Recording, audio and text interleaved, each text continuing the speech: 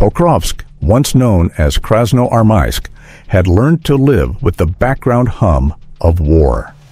For months, residents had grown used to distant artillery and the occasional air raid siren. But that day, the air was unusually still. No wind, no sirens, just an eerie silence hanging over the streets. And then it began. A deep, rolling thunder echoed across the horizon. Not the kind that warns of rain, the kind that makes you feel it in your bones. Within moments, soldiers and civilians alike knew the Russians were coming. And this wasn't going to be a random strike.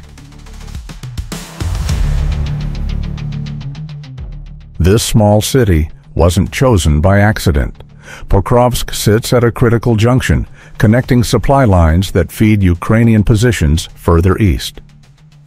Inside the city, the Ukrainian 63rd Separate Mechanized Brigade had established a presence, along with armored vehicles, ammunition stores, and logistical hubs.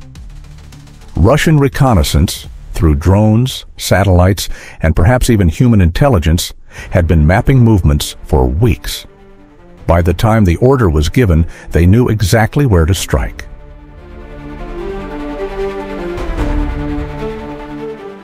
Hitting the 63rd Brigade wasn't just about inflicting damage. It was about sending a very public signal. Nowhere is safe.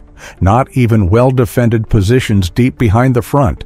It's a tactic Russia has used repeatedly, forcing Ukraine to constantly question the security of its rear areas. And when high-value units are wiped out in a single blow, the impact is felt far beyond the battlefield. The FAB-3000 is already a monster, a 3-ton bomb with enough explosive force to level an entire apartment block. But this wasn't a standard drop. It was equipped with UMPK guidance technology, turning it into a precision strike weapon.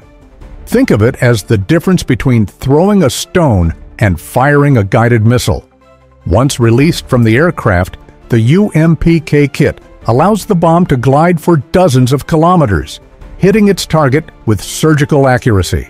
For Ukraine, this means that even positions far from the front can be reached without the attacking aircraft ever entering its air defense range.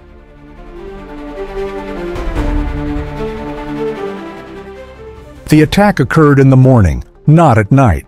Witnesses reported a faint whistle, barely audible at first, growing louder until it became an ear-splitting shriek. Then the ground exploded. The shockwave ripped through concrete, shattering windows half a kilometer away. Roofs collapsed instantly, and walls folded like paper. Those inside armored vehicles described the hit as like being punched by the earth itself. Even hardened shelters were torn open. When the dust finally settled, the scene was surreal. Entire city blocks had been reduced to jagged piles of rubble. Vehicles lay twisted and scorched. Fires raged in pockets, their smoke mixing with the choking dust. Rescue teams, both military and civilian, scrambled to pull survivors from the debris. But the scale of destruction slowed every effort. For the Ukrainian forces stationed there, it wasn't just the loss of equipment. It was the loss of seasoned fighters, medics, and key logistical staff, the kind of losses that can't be easily replaced.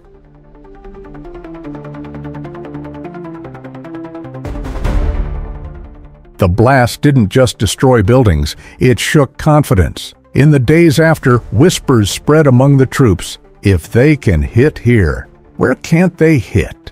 Some questioned why such a valuable brigade was concentrated in one location, especially one that could be identified and targeted. Others defended the decision, arguing that holding key points requires taking risks, even under the constant threat of airstrikes.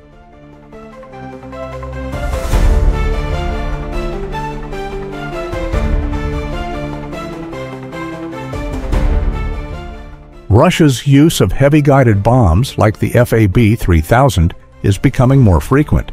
They're not just tools of destruction, they're tools of disruption. By striking deep into Ukrainian territory, Russia forces Kiev to spread its defenses thinner, and divert resources away from the front lines.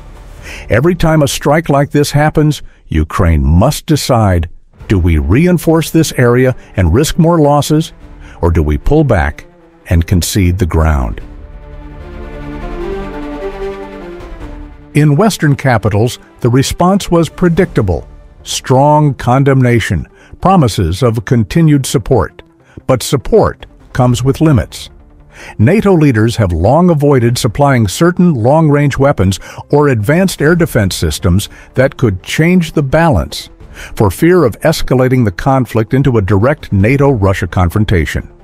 Meanwhile, Ukraine's current systems struggle to intercept bombs that never cross close enough for interception before impact.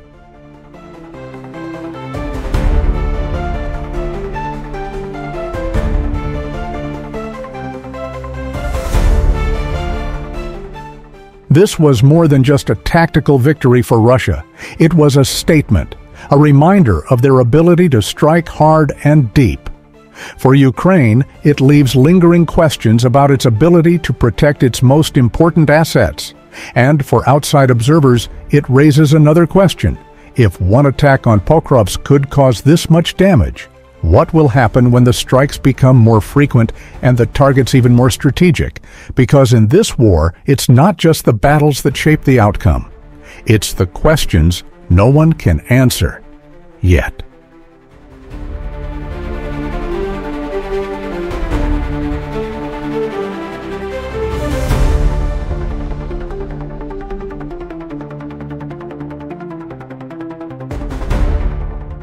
This content is created solely for educational and informational purposes.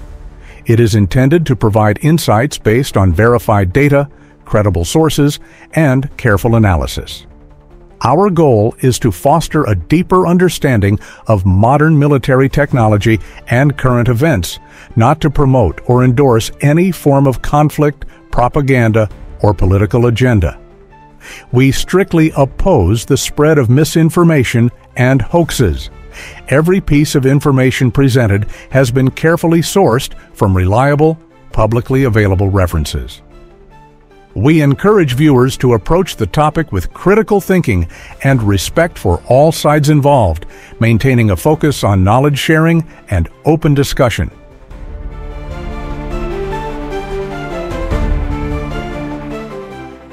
Thanks for watching. If you found this video insightful, don't forget to like, subscribe, and hit the notification bell for more updates on military tech, global conflict, and defense strategies.